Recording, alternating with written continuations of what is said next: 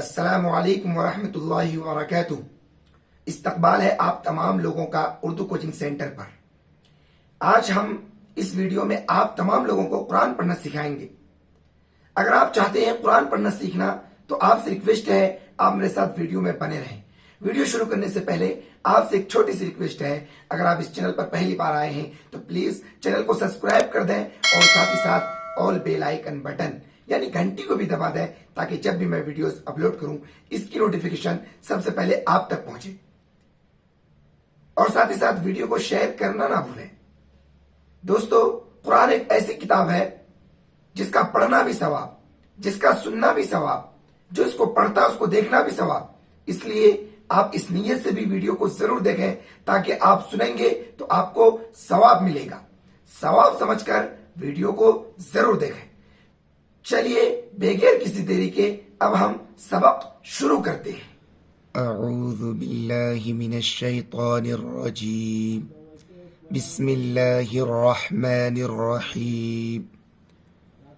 وَإِذَا سَمِعُوا مَا أُنزِلَ إِلَى الرَّسُولِ تَرَى أَعْيُنَهُمْ تَفِيضُ مِنَ الدَّمْعِ مِمَّا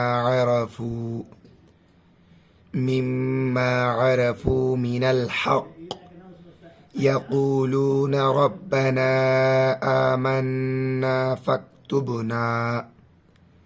فاكتبنا مع الشاهدين وما لنا لا نؤمن بالله وما جاءنا من الحق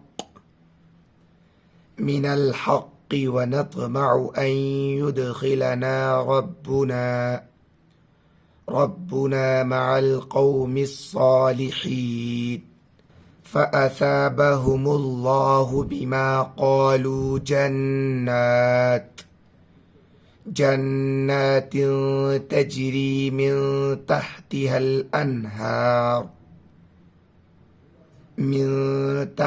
الأنهار خالدين فيها وذلك جزاء المحسنين والذين كفروا وكذبوا بآياتنا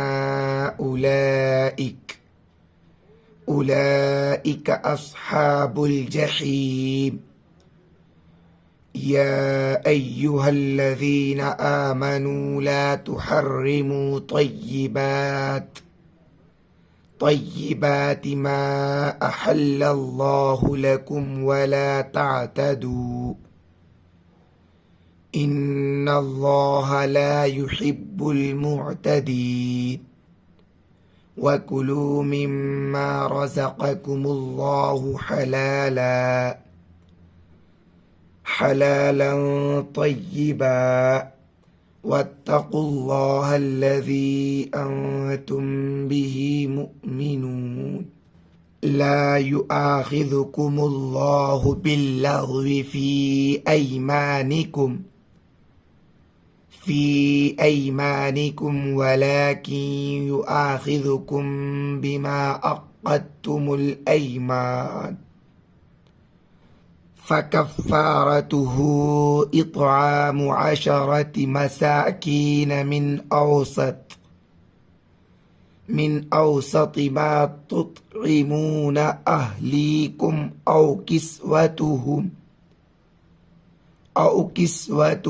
أو تحرير رقبة فمن لم يجد فصيام 3 أيام ذلك كفارة أيمانكم إذا حلفتم واحفظوا أيمانكم كذلك يبين الله لكم آياته